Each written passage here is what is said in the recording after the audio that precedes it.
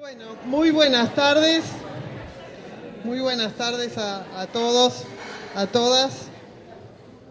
Estamos en el último día de las jornadas de ciencia política y para mí, como directora de la carrera de ciencia política, es realmente un honor y un privilegio presentar a una figura, una eminencia de la disciplina, Óscar Oslak. Todos han leído y se han formado en los primeros pasos en la disciplina de ciencia política con su gran libro como fue la formación del Estado argentino. Todos recuerdan toda su trayectoria académica. Últimamente está solamente dedicado a recibir premios, a escribir y producir. Hace poco, 2 meses, 3 meses, acaba de recibir el premio Guillermo O'Donnell en LASA, en el Congreso de LASA, la Asociación Latinoamericana de Estudios Latinoamericanos. En diciembre pasado recibió también el premio Jusey, el premio a Investigador de la Nación, que entrega el Poder Ejecutivo Nacional, Investigador de la Nación, y estábamos recordando, entre otras cosas, bueno, su trayectoria es larguísima y yo le acabo de pedir si quiere contar algunas anécdotas de todo su proceso de formación, de su paso también por el CEDES. Recordar que fue el fundador, el creador de la SAP, la Sociedad Argentina de Análisis Político. 11 años fue presidente de la SAP. La SAP, que como ustedes saben, además coorganiza, auspicia en este momento las jornadas de ciencia política acá en nuestra carrera. Y no solamente fue 11 años presidente de la SAP, sino que fue el promotor y el organizador del primer Congreso Mundial de Ciencia Política que se hizo en nuestro país. Allá en el año 91, la primera vez que se realizaba un congreso de esa magnitud en nuestro país. Tuvimos recientemente, el año pasado, tuvimos el segundo Congreso Mundial de Ciencia Política en Argentina, pero todo se lo debemos a la creación de la SAP, ¿no? que llevó a cabo Óscar Oslak.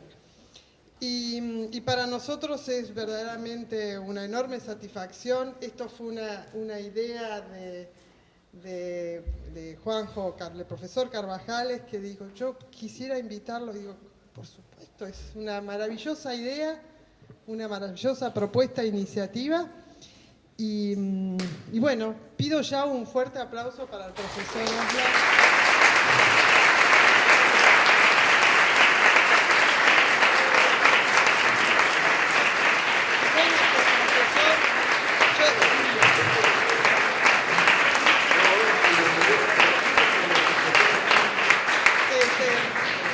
Estábamos recordando mientras tomábamos el café que tuve el privilegio de estar en el equipo del staff organizador del Congreso de Ciencia Política y bueno, y en ese momento los contactos, los vínculos y el reconocimiento internacional que ya tenía el profesor Oslak en toda la comunidad de ciencia política mundial fue impresionante. Así que un privilegio, un honor y bueno, aprovechemos que podemos escucharlo en todo su desarrollo académico y su trabajo de innovación y sigue reflexionando y nos sigue enseñando sobre el Estado argentino y la evolución del Estado argentino.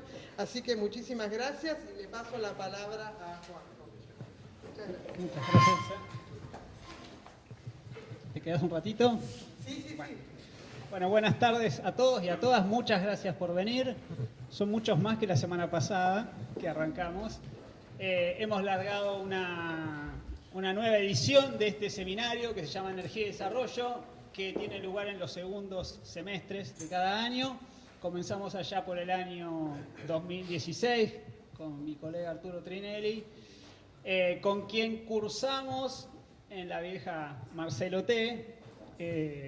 Y tuvimos el honor del profesor, que era el titular de una de las cátedras, Administración y Gestión Pública, Políticas Públicas. Políticas Públicas. Así que venimos de aquella, ustedes no habían nacido, pero cursábamos allá en Marcelo T. Hace muchos años. Y bueno, en el seminario tocamos temas de energía, de modelos de desarrollo, geopolítica, bueno, hidrocarburos, más energías limpias. Y todos los años tratamos de buscarle una vuelta de tuerca, ayornarlo a alguna efeméride, a algún tema de actualidad. Y para este año, junto con el invaluable equipo de ayudantes que me acompañan y que todos los años se nutre de egresados del seminario y egresados de la carrera, porque muchos se reciben con el seminario. Bueno, pensamos en dos temas para este año. Uno, el famoso RIGI o RIGI, que esta mañana se acaba de reglamentar, el régimen de inversiones a grandes obras de infraestructura y los desafíos que eso acarrea para la economía, para el país y en particular para el sector energético. Y por otro lado, queríamos empezar a meternos de a poquito en toda la temática de la inteligencia artificial, cómo eso se traslada no solo a la programación, no solo a los impactos en el empleo, sino también cómo eso empieza a permear en la industria de los hidrocarburos, de la energía y en la regulación que debe hacer el Estado para ver cómo eso funciona. Y en ese marco, discutiendo y charlando con los ayudantes, pensamos en el profesor y ahí dijimos, bueno, y están las jornadas de ciencia política y por qué no juntamos fuerzas. Así que ahí Elsa nos dio una mano, lo invitamos, el profesor con mucha generosidad y no saben la vitalidad que tienen, así que agárrense porque se viene una horita a puro trote. Y cuando empezamos a preparar la charla para hoy, más allá de todo el material que conocíamos, empezamos a buscar material audiovisual y encontramos una charla del año 2019, prepandemia, en Rosario, en la Universidad de Rosario.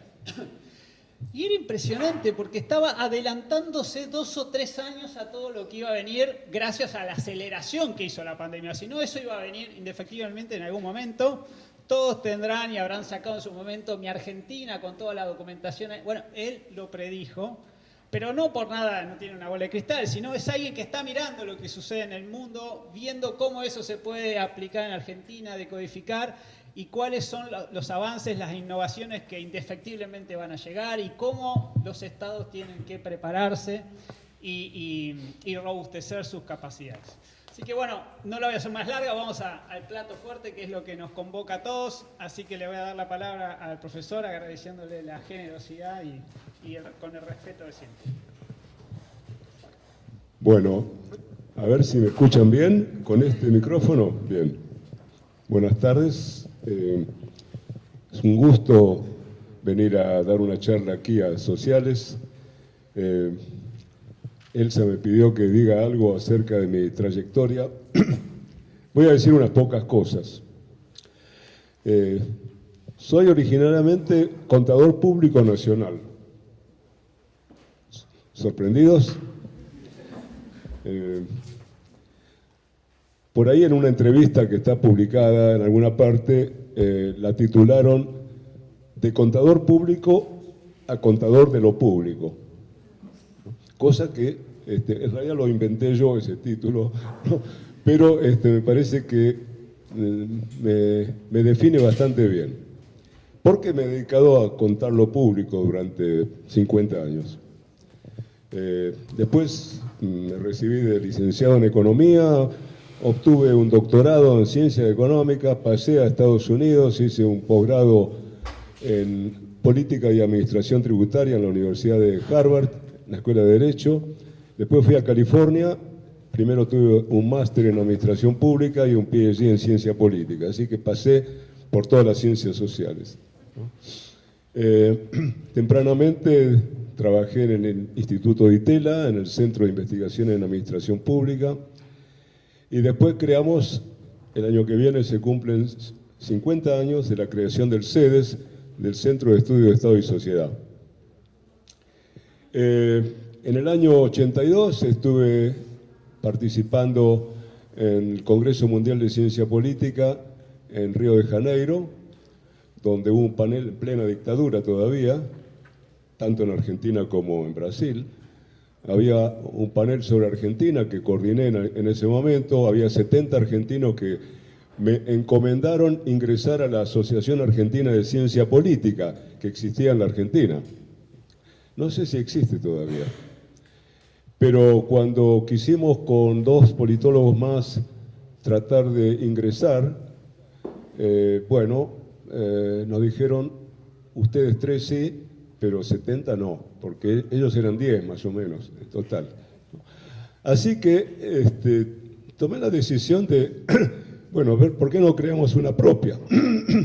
Y ahí por el 82, 83, creamos la SAP, que presidí, como decía recién Elsa, durante 11 años, hasta que, después hubo varios presidentes, honrosos colegas.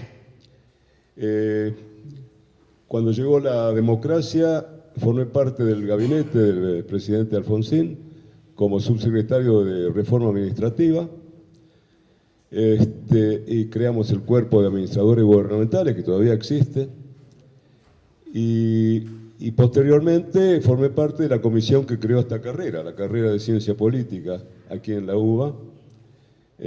Creé en el 85 la primera maestría de la UBA, que fue la maestría en Administración Pública, que sigue funcionando en Ciencias Económicas, que presidí hasta el 2010. Y esa es básicamente mi pequeña historia, sobre todo doctorados honoris causa que estoy recibiendo de parte de distintas universidades nacionales. En la jornada de hoy me voy a referir a este tema que no está directamente vinculado con la cátedra, lamentablemente. Puedo decir algunas cosas porque, por ejemplo, estudié los organismos reguladores en la época de Menem, ¿no? Y por supuesto los critiqué muy fuertemente porque realmente esos organismos reguladores no regulaban nada, era una puerta giratoria donde los titulares de las empresas que fueron privatizadas terminaron formando parte de los entes reguladores y viceversa, pasaron de los entes reguladores a las empresas, ¿no?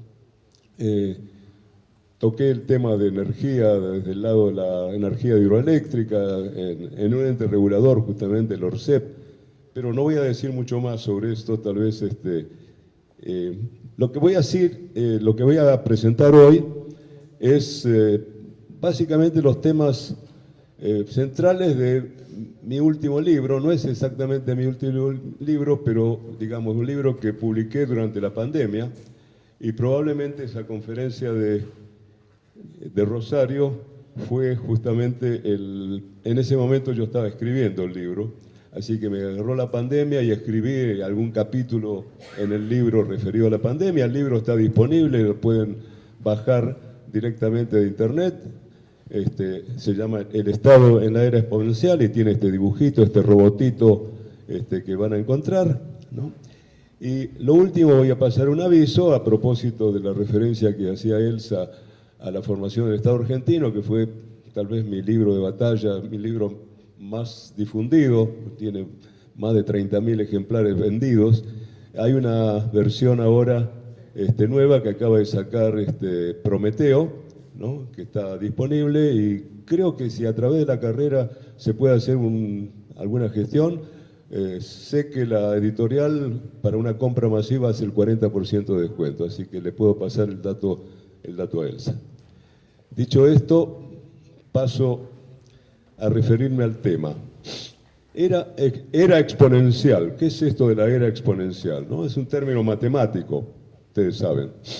Lo exponencial es un cambio geométrico, es decir, ya no tiene esta forma, sino que tiene una forma de una curva creciente, ¿no? Y voy a referirme a la era exponencial en esto que estamos llamando hoy en día la cuarta revolución industrial. Si estamos en la cuarta, tuvimos 3 antes. La primera revolución industrial comenzó aproximadamente allí por la época de la Revolución Francesa, casi coincidente con la Revolución Francesa, que fue hablando de energías, fue la era del vapor, ¿no? La que inauguró el maquinismo, que produjo, digamos, el crecimiento también exponencial en aquella época de la producción industrial, la medida que se fue produciendo la descampesinización, digamos, la masiva irrupción de los antiguos agricultores en las ciudades, por la medida que la industria requería mano de obra. Eso determinó la necesidad de mayor cantidad de materias primas y de alimentos, ¿verdad? Pero la primera revolución industrial duró aproximadamente 100 años, ¿no? Hasta que fue reemplazada por la segunda revolución industrial, que fue la revolución de la electricidad, ¿no? Otra energía, digamos, ¿no? Energía eléctrica producida a partir de distintas fuentes. Y la segunda revolución industrial también duró aproximadamente un siglo, hasta que llegó la tercera, que es la revolución de la información y la comunicación, ¿no? Que comenzó muy tibiamente después de la Segunda Guerra Mundial, pero que tuvo su auge a partir de la década del 70-80, el siglo pasado, y que duró 30 años, porque ya hemos pasado a la cuarta revolución industrial. Y la cuarta revolución industrial implica ahora la combinación de las TIC, de las tecnologías de la información y la comunicación, con toda una serie de disciplinas, la mecánica, la biología, la ingeniería, etcétera, etcétera, ¿no? Lo cual ha dado una cantidad de aplicaciones enormes, ¿no? Como la robótica, ¿no? La inteligencia artificial, el Internet de las cosas, etcétera, etcétera. Entonces, a mí lo que me interesó es ver qué impactos tienen estos cambios veloces que modifican algo que venía ocurriendo en las revoluciones industriales anteriores, que era el hecho de que prácticamente no se modificaba mayormente, o en todo caso los cambios eran graduales, se incorporaban muy lentamente a la cultura, a la vida cotidiana, ¿no?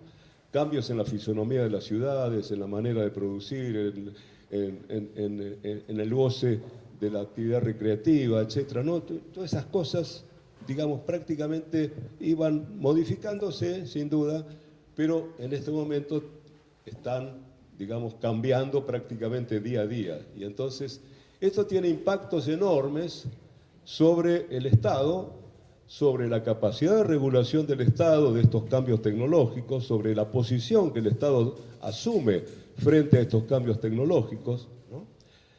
Sobre el mundo del trabajo y lo que va a pasar, digamos, con el mundo del trabajo en la medida que se está modificando violentamente, ¿no? la situación laboral a partir del cambio tecnológico. Y entonces la pregunta es, bueno, ¿qué nos depara el futuro, ¿no? ¿O qué nos dispara el futuro, ¿no? Tal vez podríamos modificar el título. ¿Por qué?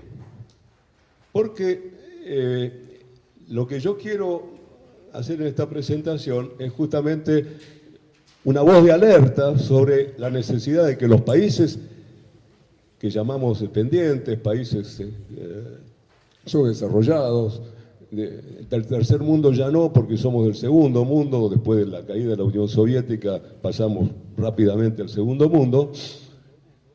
¿Qué tenemos que hacer, ¿no? Para aumentar, fortalecer la capacidad institucional del Estado para afrontar los desafíos que nos está planteando este cambio tecnológico que llamamos exponencial, ¿no? Porque hay una cantidad de cosas que se están transformando muy rápidamente. En primer lugar, bueno, el desarrollo de las tecnologías de la información y la comunicación, la inteligencia artificial, que cuando empecé a escribir el libro, bueno, casi no se hablaba de eso, era una curiosidad, y hoy en día lo tenemos todos los días en los medios, el tema, en la medida que las aplicaciones de inteligencia artificial se han incorporado prácticamente a la vida de todos nosotros, cotidianamente. Las empresas lo están utilizando, en el Estado Los otros días el presidente dijo que va a, no sé, informatizar el Estado de otra manera, lo va a hacer un Estado inteligente, con inteligencia artificial. No sé cómo lo hará, pero tal vez ocurra. La robótica, ¿no?, que está teniendo crecientes aplicaciones, ahora me voy a referir a todo esto más detalladamente. Las criptomonedas, que son otra novedad, digamos, de la última década y que hasta está dando lugar en este momento a discusiones acerca de si los bancos centrales tienen que hacer reservas, por ejemplo, en criptomonedas. Hay un país que ya lo hace, que es El Salvador, ¿no? El Internet de las cosas, que también lentamente se está incorporando a prácticamente toda clase de vinculaciones entre objetos entre sí y entre objetos y personas, ¿no? De manera que podamos, por ejemplo, predecir cuándo se va a acabar este tubo o cuándo, digamos, se va a producir el vencimiento de cualquier objeto, ¿no?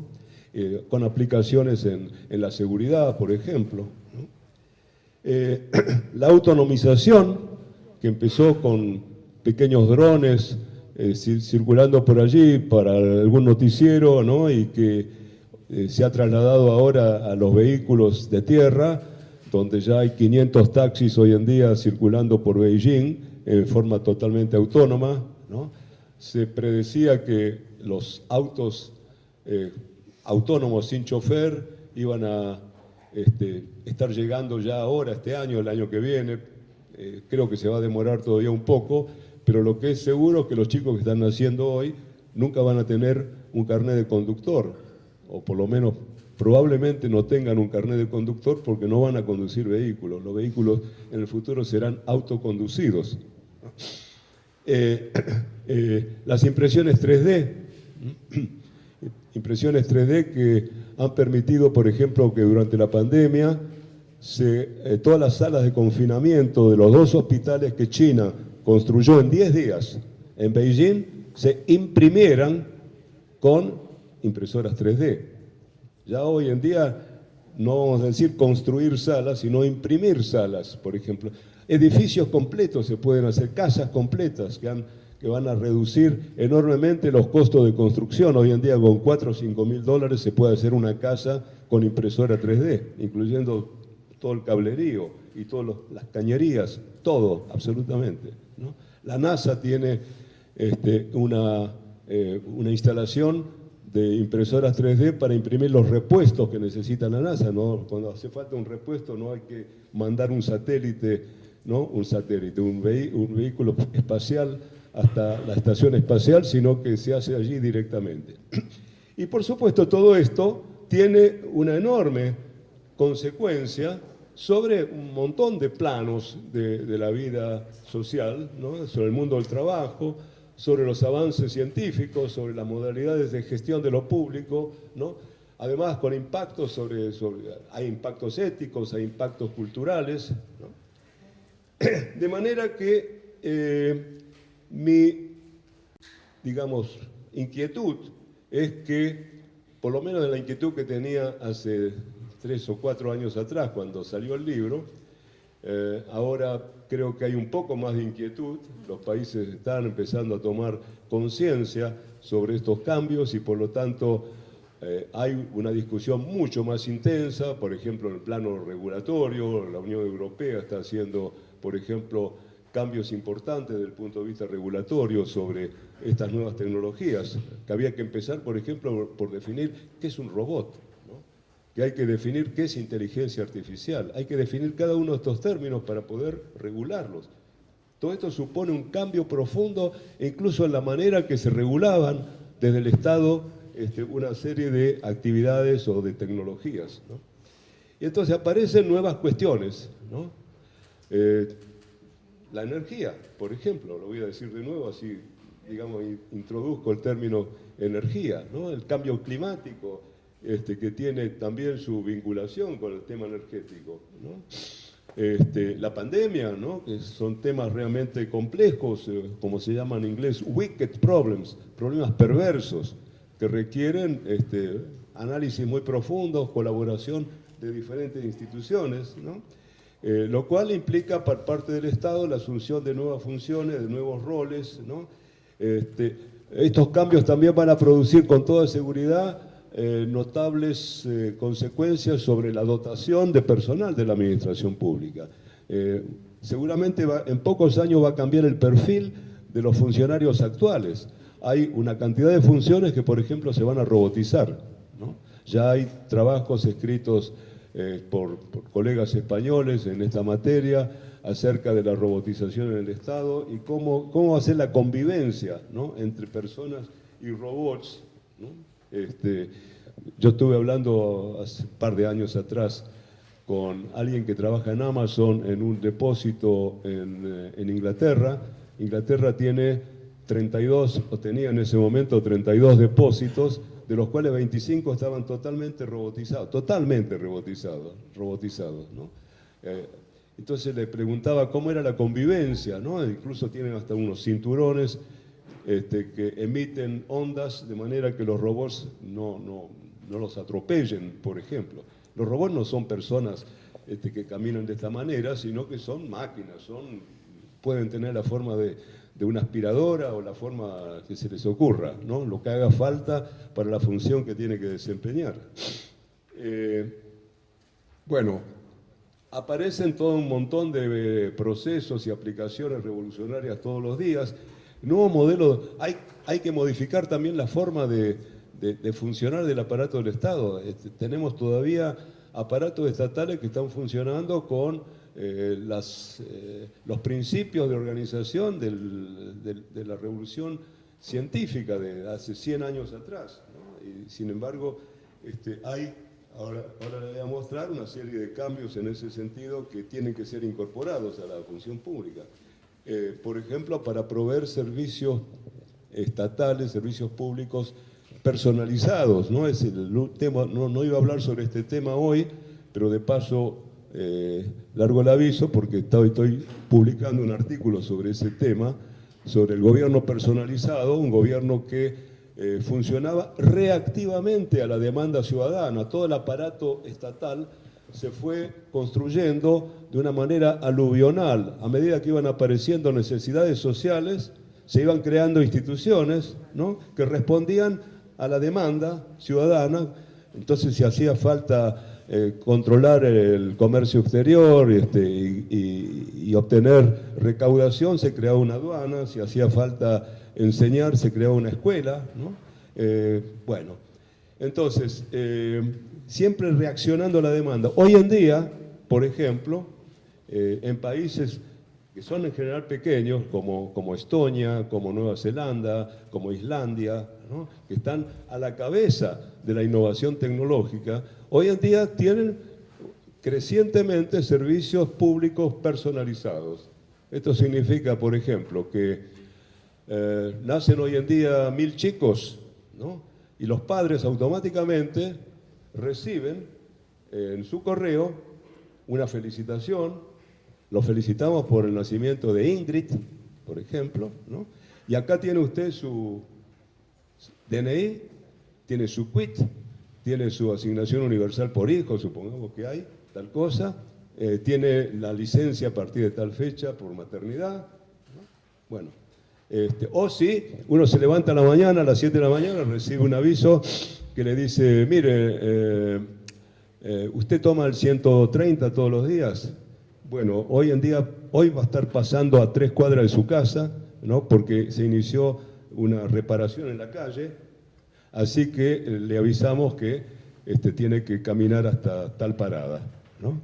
O, por ejemplo, yo quiero que mi nieto vaya a un jardín de infantes más cercano a la casa, doy mis datos y cuando se produce una vacante me llega automáticamente el aviso.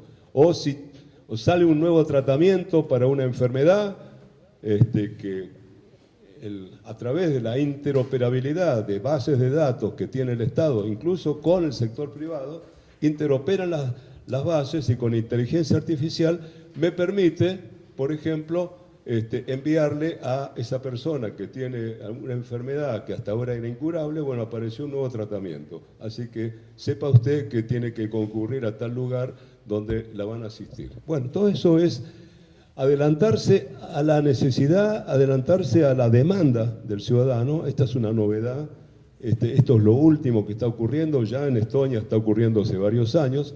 Es un país totalmente digitalizado, donde el único trámite que requiere ir personalmente es casarse, por ejemplo, ¿no? Todo lo demás se hace directamente por Internet, inclusive, por ejemplo, votar. Se vota por Internet, si uno quiere. También puede ir y depositar su voto en un buzón, ¿no? Y por lo tanto, todo esto también requiere nuevas demandas regulatorias, como les decía hace un momento, ¿no? Además, se está difundiendo cada vez más en todo el mundo esta nueva filosofía que se llama de gobierno abierto, que yo la he llamado de Estado abierto, porque hay ahora parlamento abierto y justicia abierta, etcétera, etcétera, universidades abiertas, ¿no? Y por lo tanto tenemos un Estado abierto que está posibilitado además, posibilita una mayor participación ciudadana a partir de la web 2.0, que hace posible una relación de doble vía entre ciudadanía y Estado, ¿no? Bueno, estos son cambios importantes, ¿no? Fíjense, estas son algunas tecnologías, herramientas, estrategias y estructuras que se han ido creando en los últimos, entre 1998 y el 2018, ¿no? Son innovaciones que han ido apareciendo, ¿no? Algunas que tienen nombre en español las puse en español, otras las dejé en inglés. No pretendo hacer un recorrido de todo esto, sino simplemente mostrarles todas las cosas que han aparecido en las últimas 2 décadas en términos de técnicas o tecnología de gestión pública. Gestión privada, porque siempre ha sido así, primero se desarrollan en el sector privado, luego pasan al sector público. Así pasó también con la personalización, porque, digamos, la personalización implica transformar el Estado en una plataforma. Desde hace 10 años se está empezando a hablar del Estado como una plataforma. Así como hay plataformas en el sector privado que ofrecen toda clase de servicios personalizados, donde las empresas conocen exactamente lo que cada uno de ustedes necesita, ¿no? En la medida que ustedes son generadores de datos que son explotados por esas empresas, de la misma manera el Estado, mucho más proactivamente y por supuesto con otros objetivos, aunque también puede haber de los otros objetivos, ¿no? De control social, no descartemos eso, pero digamos con el objetivo de favorecer o de satisfacer más individualmente las demandas de cada persona. Bueno, hoy en día eso está posibilitado por esta combinación tecnológica entre interoperabilidad e inteligencia artificial. La pregunta es si va a alcanzar con este arsenal tecnológico o si el Estado tiene que anticipar, orientar, fomentar este cambio, ¿no? O contrarrestar las posibles consecuencias negativas que este cambio también entraña. ¿Por qué? ¿No? Porque el Estado tiene varios roles, varias cabezas, ¿no? El Estado es comprador, es empleador, es el mayor empleador de cualquier país, ¿no? Es regulador, es promotor, es financiador. O sea, en todos esos roles tiene que tener frente a estos cambios algún tipo de intervención. Y yo tengo una triple preocupación en ese sentido. En primer lugar, porque no se puede librar el cambio tecnológico a la lógica de búsqueda, por supuesto, estrictamente de ganancia que tiene el sector privado. En segundo lugar, porque existe el riesgo de lo que hoy podríamos llamar la dependencia tecnológica. Hace 50 años atrás hablamos de la dependencia económica, ¿no? Con Cardoso y Faleto, por ejemplo, ¿no? Dependencia y desarrollo, gran libro de aquella época. Bueno, hoy en día el riesgo es que haya un abismo entre los países que están marchando a la cabeza de esa innovación tecnológica y aquellos que ni siquiera están pensando todavía en la posibilidad de digitalizar el Estado. Y en tercer lugar, hay un montón de problemas éticos, culturales en este desarrollo tecnológico que los gobiernos no pueden pasar por alto y por lo tanto tienen que adoptar una serie de medidas preventivas y medidas correctivas, si cabe. Este gráfico que les estoy mostrando acá muestra además un problema que es la enorme disparidad económica que existe entre las grandes empresas que hoy lideran el mundo tecnológico, que son además las que lideran el mundo de los negocios, no solamente el mundo tecnológico. Hace 30, 40 años atrás, cuando uno miraba cuáles eran las empresas líderes en el mundo, todas eran industriales o comerciales. Hoy en día no queda ninguna, ¿no? Todas estas que están acá, más alguna otra, ¿no?, lideran, son las que tienen más de 1.000 millones de dólares, bueno, tienen más de 100.000 millones de dólares, estamos hablando de cifras escandalosas, donde ahí podemos comparar la capitalización bursátil de esas empresas, el valor que tienen las acciones de estas empresas con lo que es el PBI en millones de dólares. Y es muy interesante, ¿no? ¿Qué sé yo? Facebook, por ejemplo, tiene un capital que es superior al PBI de la Argentina, de toda la Argentina, ¿no?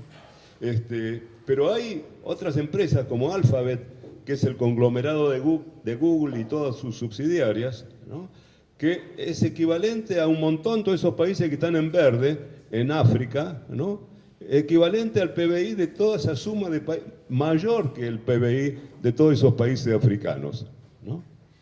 Entonces, es muy difícil de negociar. Recién estos días estaba leyendo que, que han habido algunos triunfos judiciales, por ejemplo, en algunos países, que han tratado de poner coto, ¿no?, a la expansión y a, digamos, la forma abusiva en que estos mercados avanzan, ¿no?, sobre todo respecto a la privacidad de los datos personales y el uso de los datos personales, que es uno de los riesgos que tiene justamente esta posibilidad de compartir datos que son públicos, ¿no?, y entonces los riesgos de la privacidad han aumentado exponencialmente también.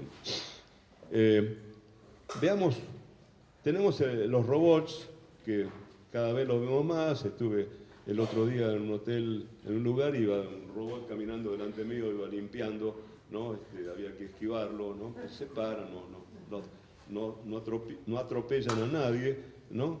Pero los robots han aparecido en la educación, por ejemplo, ¿no? Ya hace tiempo. En Japón hay gente que prefiere no mandar al hijo o la hija a la escuela, sino que prefiere educarlos con robots. Esto no es un robot, es una persona. Es un señor que se llama Frankie Zapata, el que está aquí en la figura, que está arriba de un robot. El robot es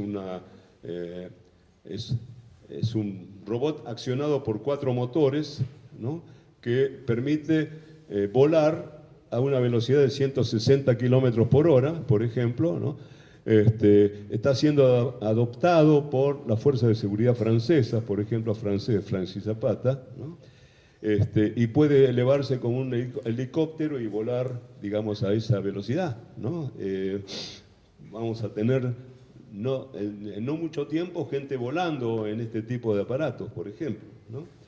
En la medicina los robots están incursionando cada vez más, incluso sustituyendo a personas en la medida que hacen un control permanente de la salud de las personas, ¿no? Pronto en el futuro, eso está en la introducción de mi libro, uno se introduce un chip en la cabeza, ¿no?, y puede saber online en cada momento cómo está la salud, en una serie de sensores, ¿no?, respecto a... Vos leíste el capítulo introductorio, veo, porque te sonreís, porque es gracioso, porque cuenta un día en la vida de una persona el 1 de enero del 2050, ¿no? Es divertido, léanlo. En el sexo, ¿puedo hablar acá del sexo? 250.000 de personas admite que estarían felices de tener una relación sexual con un robot, por ejemplo, ¿no?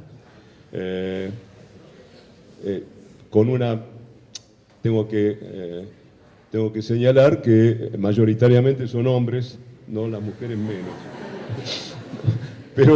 Pero es así, ¿no?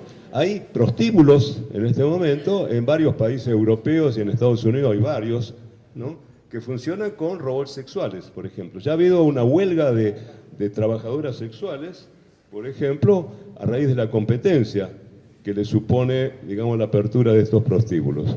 Y no estamos hablando de, digamos, de la muñeca de trapo o de goma, no es bueno que el hombre esté solo, una vieja película española, sino estamos hablando de robots que hablan, ¿no?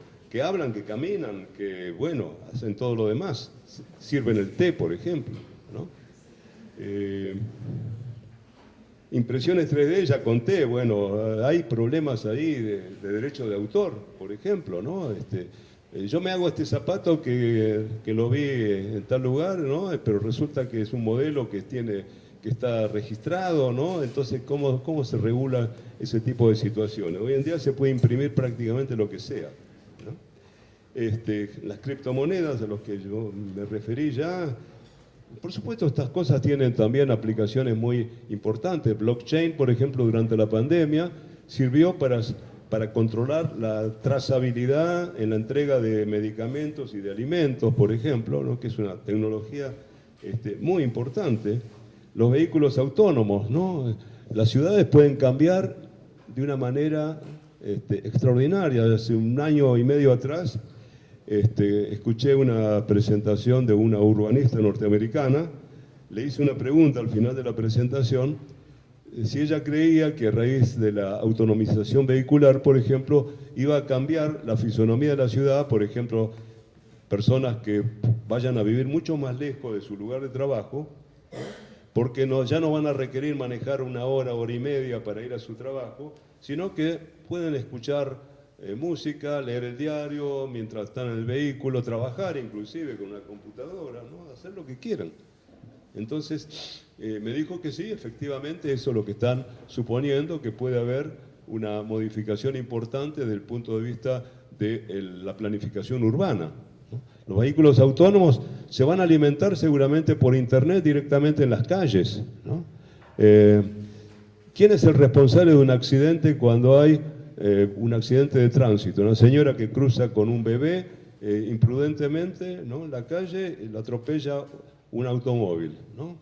El automóvil está preparado, digamos, a través de un algoritmo que le dirá, bueno, en caso de que haya una persona a tal distancia, hay que desviar el auto y chocarlo contra lo que sea, contra un árbol, una pared. Mata al pasajero que está dentro, ¿no? Y no mata al transeúnte. Esto actualiza un viejo problema que se estudia en ética, no sé cuántos estudiantes de ética hay aquí, pero que se llama el dilema del tranvía, ¿no?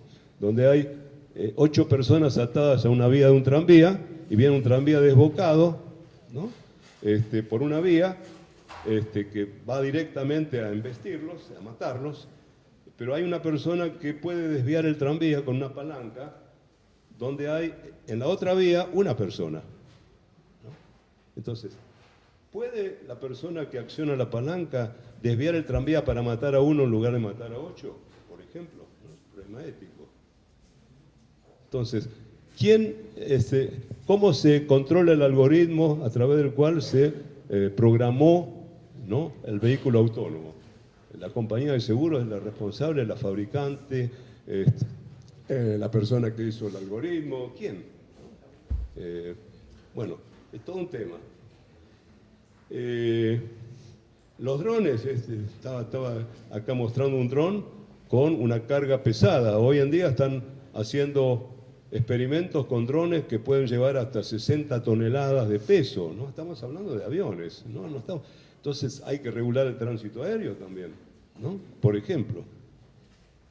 El Internet de las Cosas, ya hice estamos hablando de decenas de miles de objetos que van a estar vinculados entre sí y con las personas.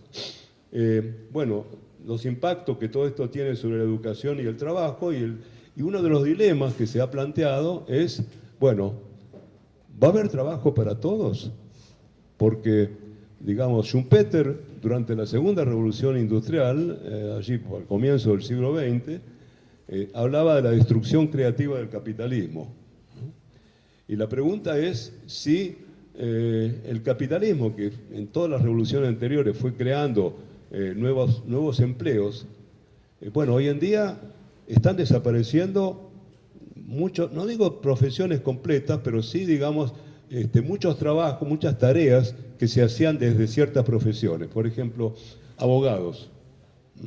Hoy en día un dictamen jurídico se puede hacer con inteligencia artificial en segundos, metiéndole toda la información, digamos, jurídica, todos los, digamos, los fallos judiciales anteriores, etcétera, etcétera. Bueno, se hace un dictamen jurídico y hoy en día hay muchos abogados que quedaron sin trabajo a raíz de que las empresas optan por reducir enormemente los costos a través de este mecanismo. Hoy en día el Internal Revenue Service, el organismo de la FIP, digamos, de los Estados Unidos, no necesita prácticamente inspectores de carne y hueso. Yo fui inspector de la FIP, digamos, en mi primer trabajo en el Estado, ¿no? Como contador. Bueno, había que hacer una inspección a una empresa y pedirle los libros, los balances. Bueno, hoy en día hasta es posible, y esto se está haciendo en algunos países, armarle la liquidación de impuestos a cada contribuyente y mandarle un proforma diciéndole, bueno, si usted está de acuerdo, pague y listo, y acepte, ¿no? Y se ha simplificado enormemente la recaudación tributaria, la forma de recaudación y de inspección tributaria, por ejemplo, fiscalización, ¿no? ¿Cómo se preparan los gobiernos, ¿no?, para esta era exponencial, ¿no? Hay una serie de tendencias. Bueno, acá hay como dos grandes bibliotecas. Algunos científicos muy serios, ¿no?, han hecho predicciones en el sentido que en el año 2050, por ejemplo, los robots van a tener la posibilidad de autorreproducirse. Si un robot tiene la posibilidad de autoproducirse, ya no hay intervención humana allí. Es decir, el ser humano pierde el control y eso es el fin de la humanidad, según, por ejemplo, el famoso físico Stephen King, ¿no?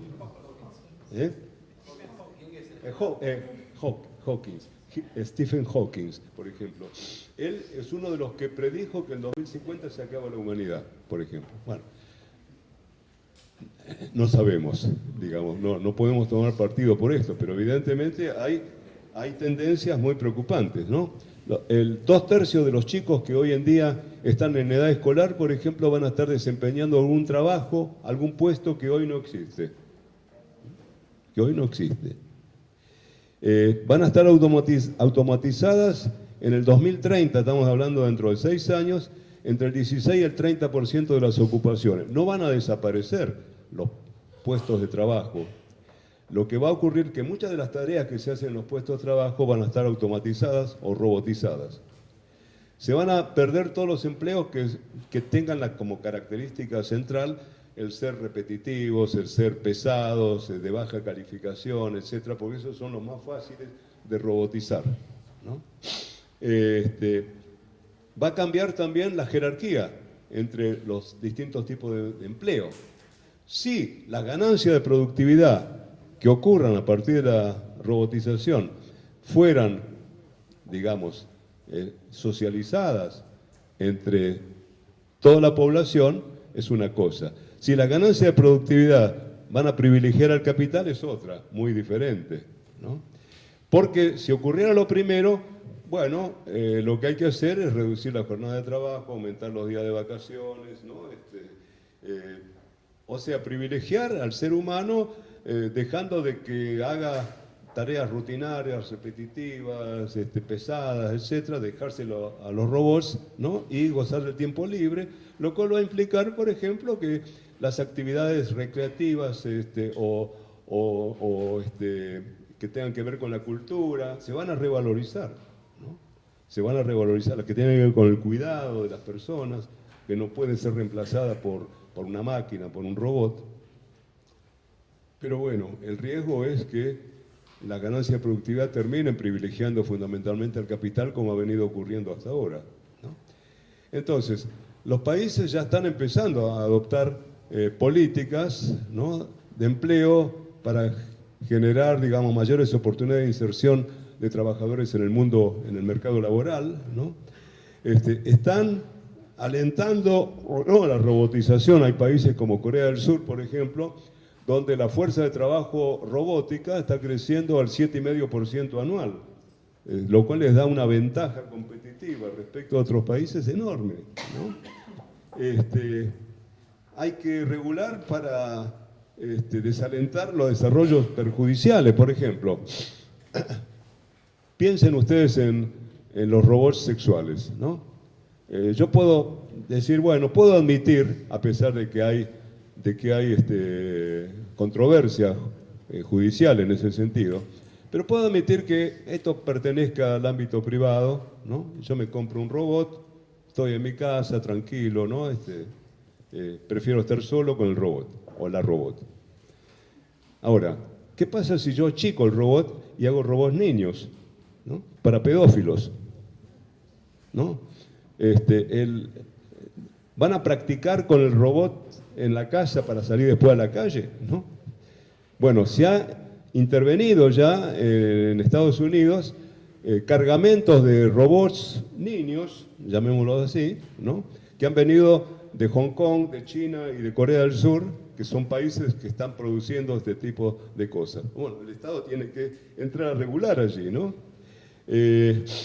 Cambios en el sistema educativo. Nosotros tenemos, ¿cuántas? Cerca de 60 universidades nacionales, por ejemplo, ¿no? ¿Qué políticas? Bueno, no hay políticas, ¿no?, en materia universitaria.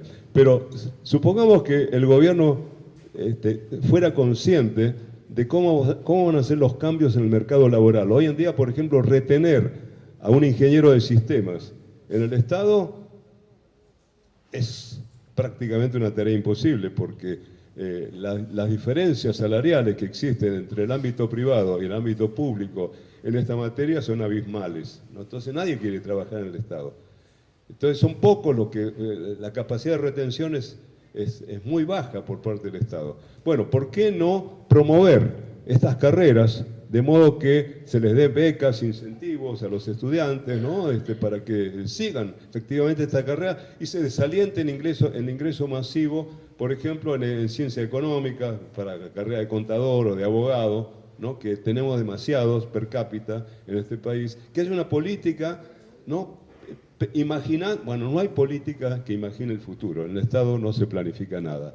Empecemos por ahí. Pero bueno, pero eso debiera hacerse, ¿no? Los robots no pagan impuestos. O sea, si sustituimos fuerza de trabajo por robots, todos los ingresos que pueden venir por el IVA, porque digamos, los robots no consumen tampoco, no compran alimentos, por tanto no pagan IVA, no viajan y por lo tanto no pagan impuesto país, no hacen nada de todo eso, ¿no? ¿Cómo se sustituye? Bueno, se ha propuesto, Bill Gates propuso hace unos años atrás en la Unión Europea un impuesto a los robots, por ejemplo, que fracasó porque decía que iba a desalentar el desarrollo tecnológico, ¿no? Y por lo tanto le dieron un parate, pero eventualmente van a tener que pensar, en la medida que se desarrolle el mundo laboral robótico, bueno, habrá que pensar cómo se sustituye el impuesto que correspondía a la fuerza de trabajo desplazada, ¿no? Bueno, lo mismo compensar a través de políticas sociales la situación de los trabajadores que van a ser desplazados. Es decir, en última instancia, y con esto voy a terminar porque ya me estoy quedando sin... Sí. En última instancia, hace falta desarrollar capacidades institucionales en el Estado, que dependen de muchísimas variables, ¿no? Bueno, este es un tema que he estudiado toda la vida. Sin duda hay que aprovechar las innovaciones tecnológicas, incorporarlas a la gestión pública de muchas maneras diferentes. Por ejemplo, hay que terminar eliminando lo que se llama en inglés los legacy systems, los sistemas que han sido heredados, sistemas informáticos, por ejemplo, que son obsoletos totalmente, que todavía programan en COBOL, ¿no? que son mucho más vulnerables desde el punto de vista de la ciberseguridad, que no permiten programar con inteligencia artificial. Bueno, todavía tenemos un montón de infraestructuras en el Estado, ¿no?, de software y hardware que funcionan todavía con ese tipo de tecnologías, y eso hay que modificarlo, ¿no? Además hay que tratar de que Internet sea un bien público global, ¿no?, porque hay enormes disparidades desde el punto de vista de acceso, de la velocidad, etc. De manera que tiene que ser, yo diría, un derecho humano. Internet tiene que ser un derecho humano. Hoy en día no se puede vivir sin Internet, ¿no?, porque lo hemos incorporado, tanto es así que forman parte casi de nuestro cuerpo, ¿no? Si nos olvidamos de este aparatito, ocurren cosas espantosas, ¿no? Así que, bueno, ese es un tema. Por supuesto, para evitar que se incremente, se ensanche la brecha con los países que están más a la vanguardia en este campo, ¿no? Y por último, hay que tratar, cosa que en el Estado no ha sido, digamos, lo más corriente, aumentar nuestra capacidad de predicción, de observar el futuro, porque la función pública, lamentablemente, es una función que vive en el presente, es en el presente continuo, y la gestión pública realmente es una gestión en 3 tiempos. La gestión pública requiere futuro, porque requiere planificar y programar, y requiere pasado, es decir, revisar lo que pasó para aprender de lo que pasó y por lo tanto modificar hacia el futuro lo que se está haciendo, ¿no? En Argentina hace muchos años que no tenemos planificación ni programación en prácticamente ningún área, ¿no? Y por lo tanto no tenemos rendición de cuentas, no tenemos seguimiento, control, evaluación de lo que se hace, ¿no?, lamentablemente. De manera que con esto termino, les agradezco la atención y bueno, estoy dispuesto, si están previendo la posibilidad de responder a preguntas, que responderé a preguntas. Gracias.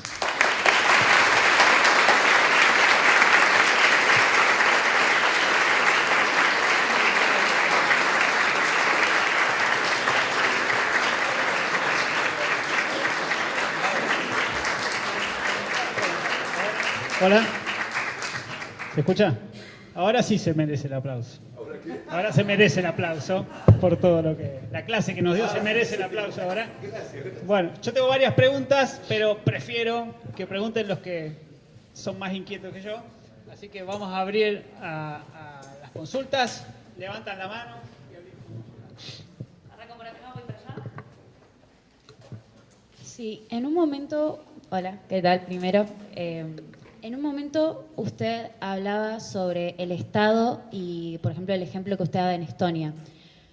En relación a la privacidad y la relación con el Estado en la era exponencial, ¿cómo el Estado tiene este marco regulatorio entre la privacidad del individuo de las casas y el Estado? ¿Cómo se maneja eso en la era exponencial, teniendo en cuenta que está todo el tema del Internet, de las redes sociales? ¿Cómo es el uso de datos del Estado con el individuo? Muchas gracias. Sí.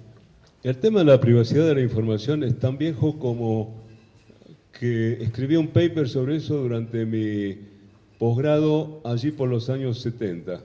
60. En los años 60, haciendo el posgrado, escribí ya era un problema en aquella época, ¿no? Hoy en día, digamos, hay protocolos, hay convenios.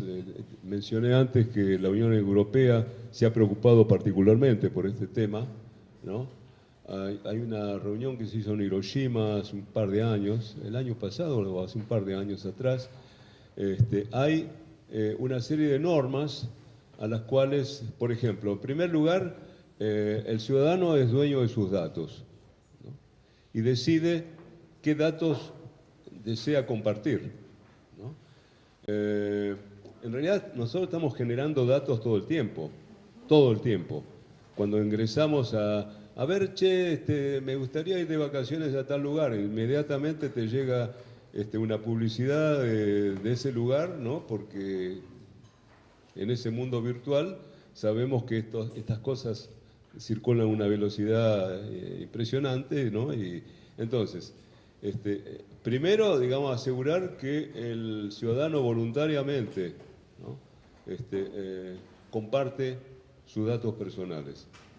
En segundo lugar, tiene que haber en las aplicaciones de inteligencia artificial, bueno, esto es difícil, pero hay que conocer todo el mecanismo, ¿no? A través del cual tiene que ser explícita los criterios con los cuales se construyen o se entrenan, como se dice hoy en día, se entrenan los algoritmos que se utilizan en la inteligencia artificial.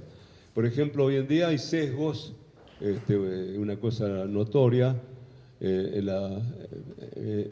por ejemplo, en la oferta de ciertos servicios públicos, donde un dato que se mete como condición para acceder, por ejemplo, a una beca o lo que fuere, que es el código postal, puede ser discriminatorio en la medida que se considera que ciertas zonas de la ciudad, mejor que no haya gente que, digamos, sea seleccionada si vive en ese lugar, ¿no? Entonces, bueno, tiene que haber una norma donde diga no se puede poner el código postal, ¿no?, como condición para que una persona pueda acceder o no, ¿no? Y por lo tanto pueda ser discriminada. Yo no soy un experto digamos, en cuáles son las normas en materia de resguardo de la privacidad. Lo que sí sé es que hay normativas bastante elaboradas hoy en día, ¿no?, que están intentando controlar ese aspecto, pero digamos, no es sencillo porque el mundo digital captura inmediatamente, ¿no?, cualquier dato que pueda servir, sobre todo para ser explotado comercialmente.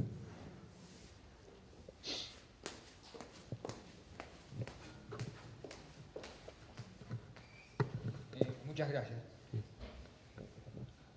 Simplemente conociendo la experiencia que, por ejemplo, sobre todo en el sector público, ha tenido la digitalización en algunas oficinas, se dice el pecado, pero no el pecador, que cuando se les comenzó a imponer la digitalización, comenzaron a cajonear expedientes para decir, ven, todavía nos siguen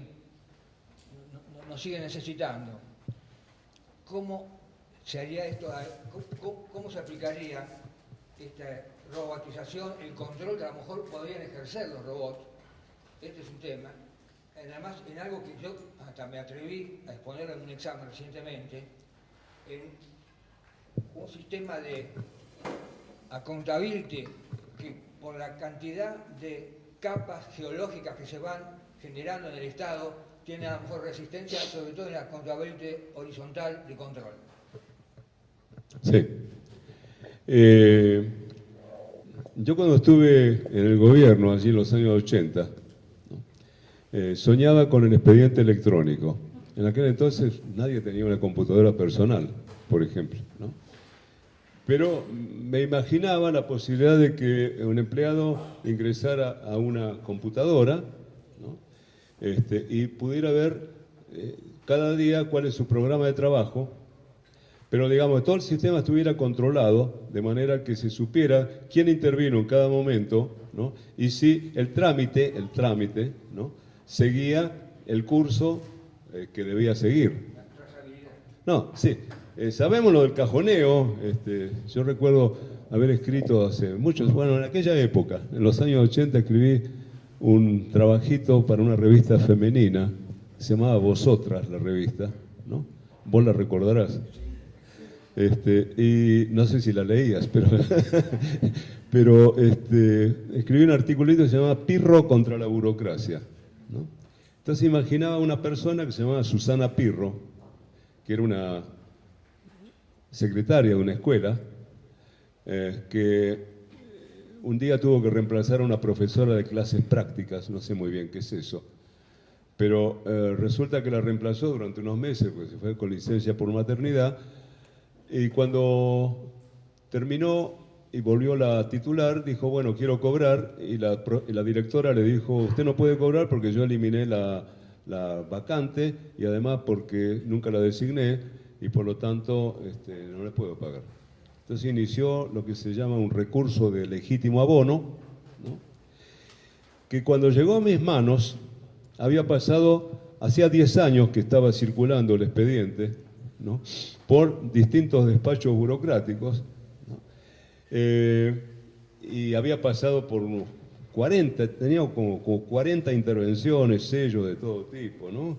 Y todavía en aquella época tenía que firmarlo Alfonsín, porque era el presidente de la Nación el único que podía firmar recurso de legítimo abono, ¿no? Yo creo que eso fue, yo lo fotocopié, ese expediente, todavía lo debo tener en alguna parte de mi biblioteca, ¿no? Porque es un ejemplo increíble, ¿no? de trámite burocrático interno al Estado, ¿no? Pero lo mismo le pasa a cualquier ciudadano todavía hoy en día. Hay diferencias notorias. Un trabajo del BID reciente muestra, por ejemplo, que todavía en Bolivia una persona que quiere hacer un trámite con el Estado le puede durar 11 meses, por ejemplo. En Chile 2, ese es el promedio que dura un trámite. Pero en realidad no hay ninguna razón para que con la tecnología disponible hoy en día todo eso desaparezca definitivamente, ¿no? No hay ninguna razón porque, digamos, lo que hace la tecnología es determinar quién tiene que intervenir en cada momento. Hay que suprimir instancias de intervención, eso se llama desregulación, ¿no? Digamos, bueno, hoy tenemos un ministerio que se ocupa de eso, seguramente vamos a tener novedades en ese sentido, ¿no? Pero sí, el cajoneo evita la circulación del expediente, extiende innecesariamente la decisión definitiva, ¿no? Y por supuesto, no hay accountability, ¿no? Yo consideré en una discusión que tuvimos en el CLAT, en el Centro Latinoamericano de Administración para el Desarrollo, en el Comité Científico del CLAT, hace años atrás, ellos llamaron en español a la palabra accountability, la llamaron responsabilización, ¿no? Y yo estuve en desacuerdo con esa idea, porque en la idea del accountability, en inglés, ¿no? No se trata solamente de responsabilizar a alguien, sino además de hacerse responsable, que es otra cosa. Entonces creamos toda clase de organismos, oficinas de anticorrupción, contadurías, contralorías, etcétera, etcétera, auditorías nacionales, ¿no? WIPs, toda clase de siglas, los vamos superponiendo, ¿no? Y resulta que la corrupción sigue vigente como si tal cosa, no hay rendición de cuentas, ¿no? Y yo creo que no va a haber rendición de cuentas hasta que la rendición de cuentas nos incorpore como un valor a la conciencia ordinaria, ¿no? Y entonces, a mí me parecía que el término más adecuado era respondibilidad, ¿no? Y no responsabilización. Lamentablemente es un problema cultural, fundamentalmente, ¿no? Hay diferencias. Nosotros cruzamos el Río de la Plata, vamos a Uruguay, y Uruguay tiene un 90% de control de la corrupción respecto de un 100 posible, igual a los países escandinavos, ¿no? Pero en cambio Argentina está en 30 y pico sobre 100, ¿no? El promedio latinoamericano es 40. Hay países que tienen 20 o 6, digamos, México, Venezuela.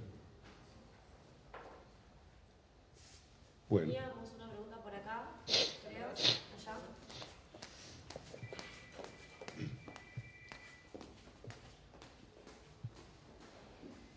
¿Qué hora tenés? Profe, usted había dicho, acá, Sí. Bueno. usted había dicho que ya hay empresas y fábricas en el mundo que están contratando robots para A hacer... ver, decímelo, pues yo soy medio sordo. ¿Qué me está diciendo? Habla más fuerte. Sí. Así. Que ya hay empresas y fábricas en el mundo que están contratando robots o comprando robots para reemplazar mano de obra que hace trabajo repetitivo o forzoso. Yo supongo que va a tener que haber una producción más masiva y de estos robots para que lleguen a países en vías de desarrollo, para que se haga más baratos, ¿no? La compra de estos robots, para que le convenga lo de la fábrica o así. ¿Cuánto tiempo cree que pase para que sea tan masiva la producción, para que le convenga a lo de una fábrica, por ejemplo en Argentina, contratar un robot en vez de pagarle un salario a alguien? Mira, a ver, depende de muchas cosas. Por ejemplo, acá no pudimos salir todavía de la discusión si la recuperación o el rebote o como se llame va a ser en B corta, va a ser una L o va a ser la forma de, ¿cómo se llama? La pipa de Nike. ¿Eh? La pipa de Nike. La pipa de Nike, ¿no? Y no hemos acertado. Ha habido toda clase de gurúes que han hecho toda clase de pronósticos, ¿no? Y todavía no vemos la punta del ovillo, no sabemos cuándo va a ocurrir el famoso rebote o recuperación. Imagínate yo que tenga que decirte a vos cuándo va a ocurrir la compra de robots por parte de empresas que quieran reducir sus costos. No lo sé. Si el RIGI, ¿no? Ustedes van a trabajar con el RIGI, famoso RIGI, llegara a, digamos, generar proyectos que sean financiables por el RIGI, de alguien que se le ocurra venir a fabricar robots porque tendría que fabricarlos acá en el país, supuestamente, ¿no? Porque si no, importarlos es otra cosa. Bueno, eso puede ser un cambio importante, ¿no? Pero la respuesta es no sé. No sé.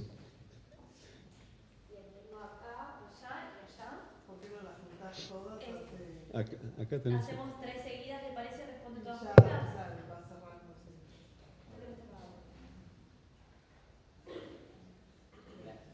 Sí, Ahí va. fuerte. Listo. Fuerte. ¿Qué tal? Buenas tardes, primero. Y tengo una pregunta relacionada con lo que mencionó un compañero recién, que tiene que ver con esto que usted dijo del problema de la accountability. Habla fuerte, fuerte, fuerte. Ahí va. Ahí va, ahí va. Bueno, mientras que me escuche usted está bien. Le hago una pregunta que tiene que ver con esto de la accountability que mencionó el compañero y con este problema que enfrenta el Estado de tener una dificultad para modernizarse. ¿Es necesaria previamente una reforma política que instale este cambio cultural que usted mencionó que es necesario en la administración? Mira, yo no creo que el cambio pueda darse a través de una política, ¿no?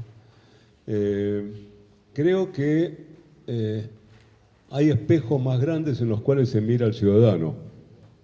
El Estado es el espejo grande, ¿no? Entonces, nosotros hemos convertido la corrupción y la corruptela en un hecho cotidiano.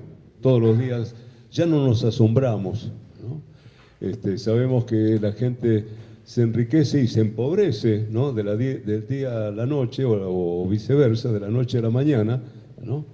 No sabemos muy bien por qué, pero imaginamos por qué. No depende de una política, depende de, a ver, yo pienso, por ejemplo, en países bastante lejanos a nuestra idiosincrasia, ¿no? Como es el caso de Corea del Sur. Incluso lo estuve viendo Corea del Sur y otros países durante la pandemia, a ver cómo se comportan durante la pandemia, ¿no? Y en qué medida los factores culturales tuvieron algo que ver, por ejemplo, con la respuesta ciudadana a las políticas del Estado, ¿no? En Corea del Sur, por ejemplo, estaba leyendo anteayer, no hace mucho, digamos anteayer, que se premia la proactividad. La proactividad implica, digamos, que si un empleado público, ¿no?,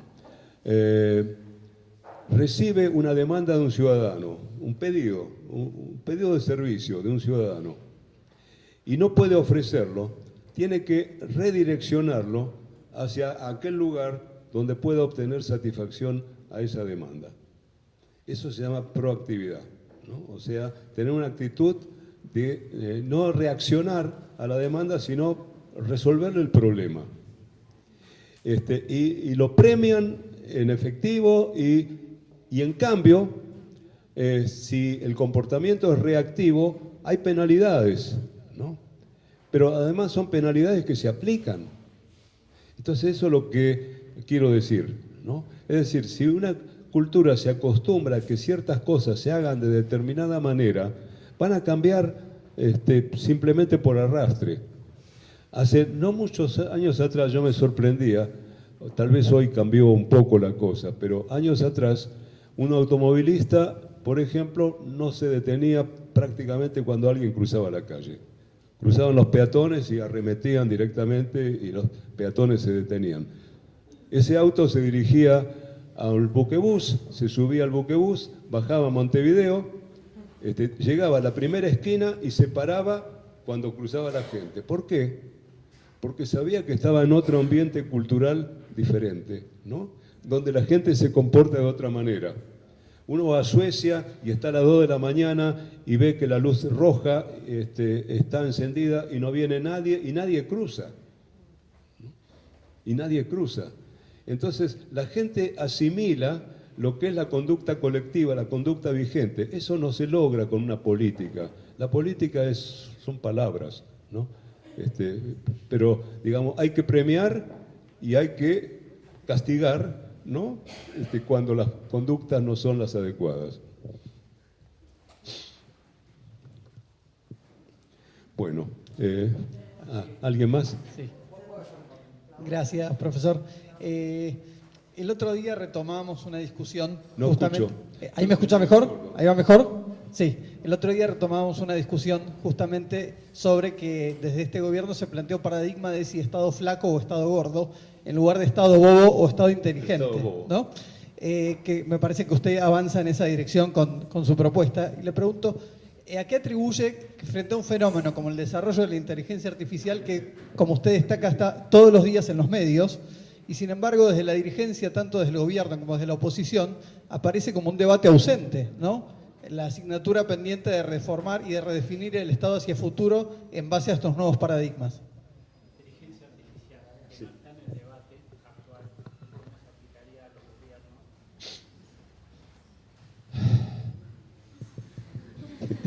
gobiernos. A los gobiernos, no sé, yo leí la noticia de que el presidente se reunió, no sé si con Elon Musk o con el dueño de Facebook, ¿no? Con los dos se reunió en realidad, ¿no? Y que dijo que iba a cambiar el gobierno con inteligencia artificial. Sí, yo lo escuché. De la misma manera como lo escuché a Menem cuando dijo que saliendo de Córdoba uno podía ir en una hora a Japón, por ejemplo, ¿no? Volando en un cohete, ¿no? Y lo anunció públicamente. Yo más o menos le doy la misma credibilidad. Probablemente, es decir, no conozco tampoco, a Estonia, que es el país más digitalizado del mundo. Estuve visitándolo hace poco, haciendo algunas entrevistas allá porque me interesaba la experiencia, ¿no? Le llevó 20 años digitalizar Estonia. Ellos empezaron y hace 10 años entraron en un plan de defensa contra los ciberataques, por ejemplo, a raíz de que Rusia atacó a Estonia con ciberataques, ¿no? Que fueron realmente desastrosos, y por lo tanto asumió una política de defensa contra, una política de ciberseguridad que ahora está dando sus frutos. No se hace de la noche a la mañana, no creo que pueda ocurrir, ¿no? No es un problema de escribirme un software que que empezamos a digitalizar. Eso requiere un proceso lento, ¿no? Con mucha gente pensando, con una determinación de cuáles son las prioridades, por dónde empezar, ¿no? Cómo se construye un ecosistema, ¿no? Digital, que requiere un montón de cosas, requiere recursos humanos, materiales, físicos, ¿no? No sé. La pandemia dio un impulso a La pandemia ayudó mucho, digamos, aceleró. La pandemia aceleró enormemente. Porque no había trámites. Bueno, imagínate vos, Hubo que antes, hacer meses todo. bueno, desarrollar una vacuna llevaba 10 años antes, ¿no? Se hizo en tiempo récord, pero se hizo con el auxilio del Estado, porque el Estado hizo las investigaciones básicas, ¿no? Que aprovecharon los laboratorios. Y así nos cobraron, ¿no? Porque nos cobraron tarifas escandalosas, ¿no? Así que bueno. Profe, ¿le parece hacemos acá y le escucha las dos preguntas y responden una sola vez? ¿Le Bueno, parece? por favor. Últimas, dos juntas y listo.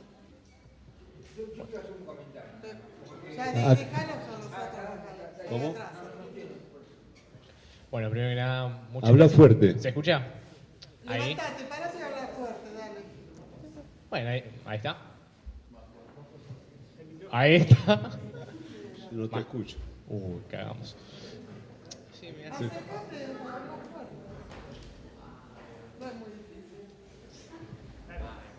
Habla. Ahora sí. Perfecto. Bueno, primero que nada, muchas gracias. Nada, mi pregunta la que quería hacer, quería saber más que nada cuál es su opinión al respecto. Al principio más o menos de la charla había mencionado que podía haber... Bueno, habla. Y no soy rapero. No, yo... Con suerte el feliz cumpleaños. Bueno, nada, más que nada mi pregunta que quería hacer, primero nada, muchas gracias. Y nada, la cuestión que quería preguntarle era su opinión con respecto, al principio de la charla había mencionado cuáles eran, que podía haber posibles consecuencias con respecto más que nada a lo que es la privacidad, teniendo en cuenta de que, como bien dijo, gracias a Internet las cosas, básicamente todo va a estar interconectado.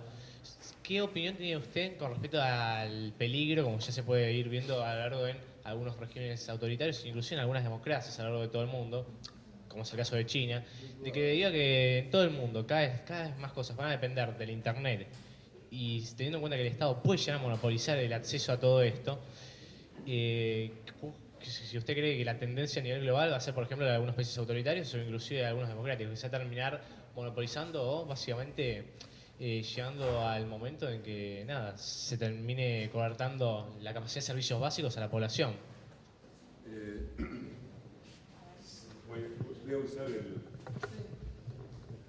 Bueno, hemos tenido experiencia durante la pandemia, ¿no? En China, por ejemplo, se hizo un seguimiento muy estricto de la población, ¿no?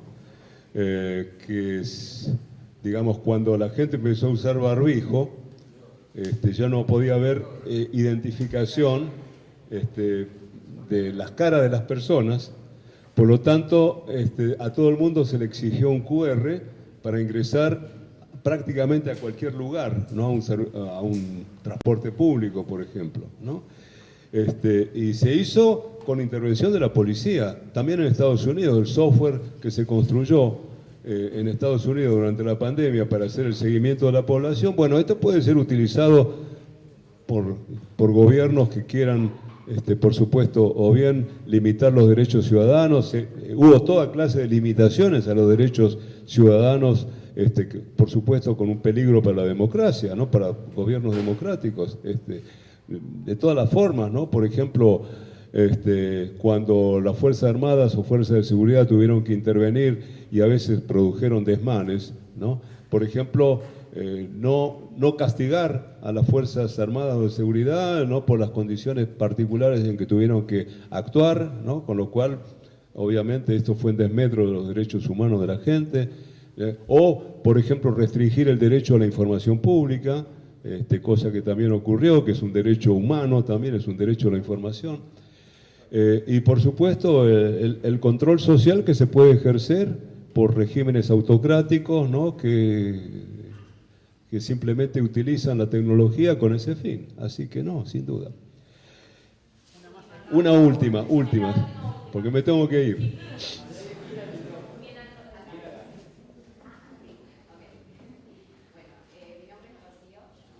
No sé. Hacé de cuenta que estás gritando a alguien, se está ahogando alguien en la playa.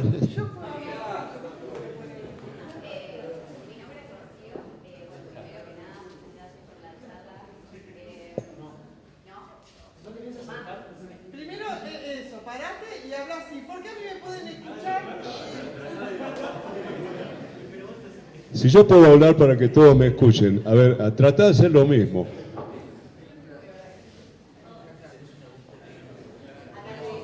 A ver.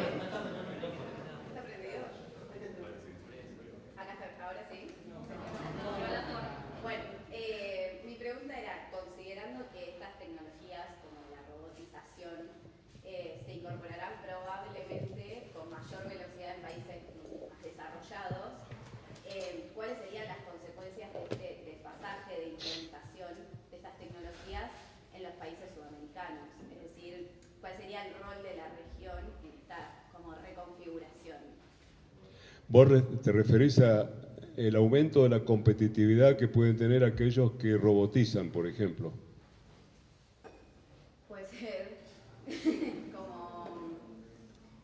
Sí, esta reconfiguración, por ejemplo, que mencionaba sobre el trabajo, sobre cuál, como las consecuencias más sociales para las personas respecto de su vida. Bueno, hay... muy distinto quizás al que... Hay varias organizaciones, incluso de la sociedad civil, que han planteado, e incluso en algunos países han planteado políticas frente a estos avances tecnológicos, en la medida que estos avances van a tener consecuencias sobre el nivel de empleo, ¿no?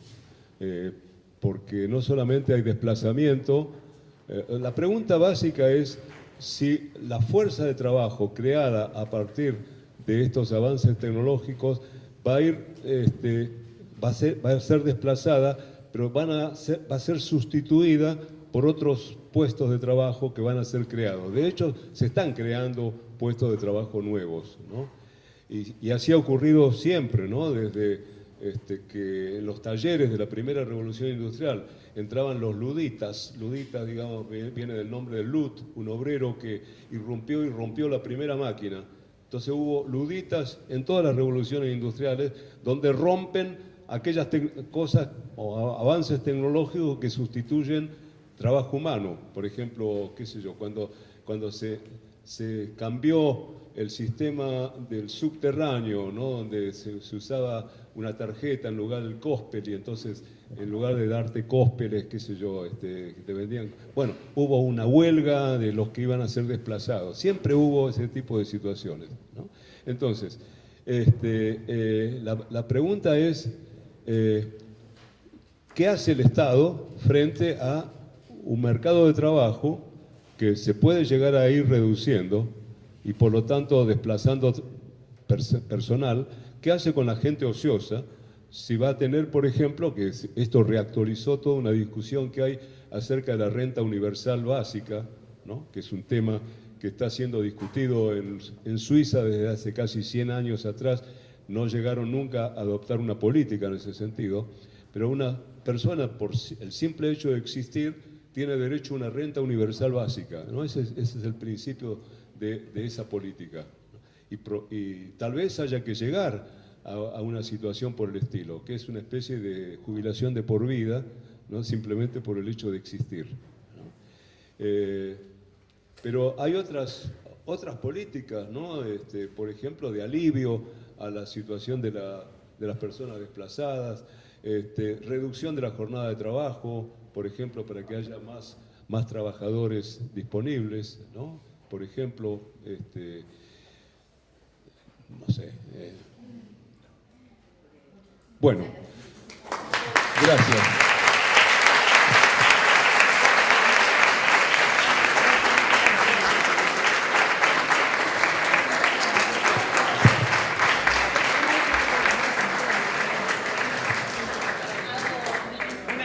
Una última última pregunta, vamos a aprovecharlo al profesor, lo vamos a traer de vuelta al seminario, Energía y Desarrollo. Usted habló de conductas colectivas, cómo las internalizamos, y yo lo llevo a la acción colectiva global. Tenemos problemas que son globales, uno de ellos es el cambio climático, y hay quienes dicen que en esta era exponencial, con inteligencia artificial, etcétera, la tecnología nos va a ayudar a resolver esas cuestiones que trascienden la acción de cada Estado. ¿Usted cree que podemos llegar a elaborar mecanismos para que la acción colectiva ayude a resolver esas conflictividades que hoy nos atraviesan?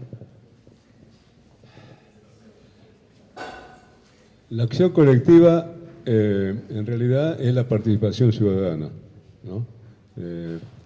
La participación ciudadana hoy en día, digamos, está mucho más canalizada que en el pasado, en la medida que en las últimas 2 o 3 décadas ha habido un crecimiento notable de las organizaciones no gubernamentales, en la medida que la tecnología justamente permite este vínculo directo con el Estado a través de la web 2.0, que ha simplificado enormemente no solamente las tareas, sino que en el futuro, por ejemplo, cualquier ciudadano, con esta idea del gobierno proactivo, cualquier ciudadano va a recibir una notificación en su teléfono o lo que lo reemplace, porque probablemente el celular no exista dentro de 2 o 3 años, ¿no?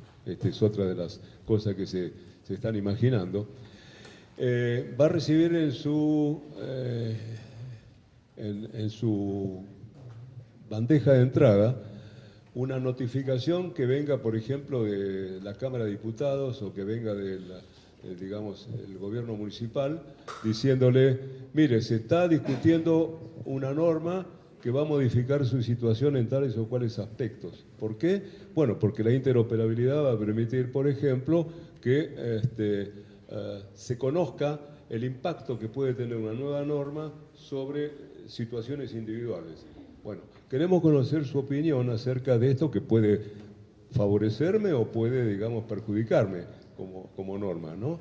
Pero su opinión va a ser tomada en cuenta junto con todas las demás personas, la de todas las demás personas que van a ser afectadas positiva o negativamente por esta norma, ¿no?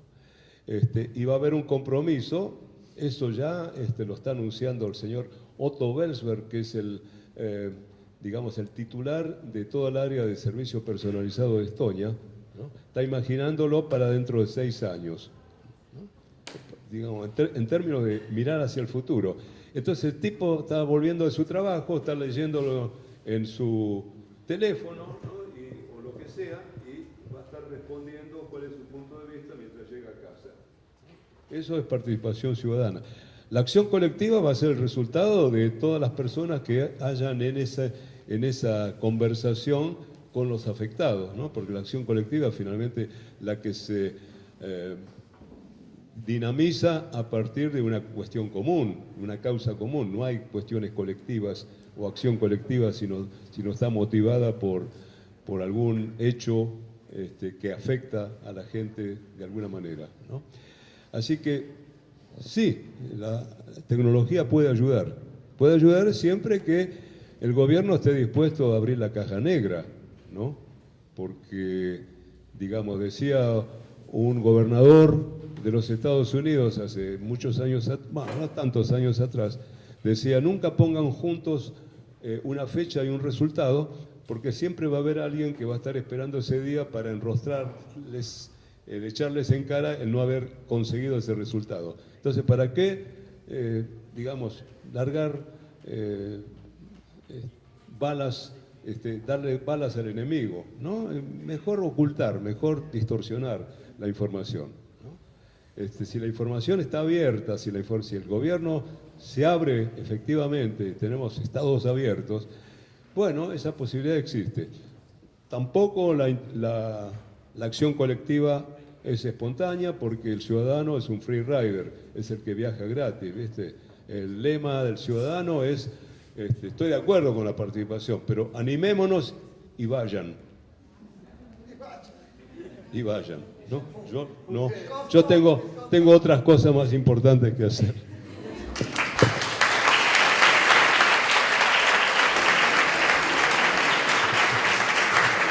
Bueno, Oscar, como despedida queremos darte algunos obsequios en representación de la carrera, y en este caso es de la UBA, porque acá te estoy entregando la medalla de los 200 años de la UBA.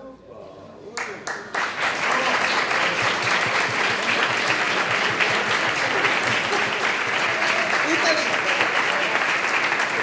la medalla del bicentenario de la UBA, así que esto es un primer obsequio. Después un señalador de la carrera de Ciencia Política, un señalador de metal también para acompañar tus lecturas, y por último una taza de nuestra carrera.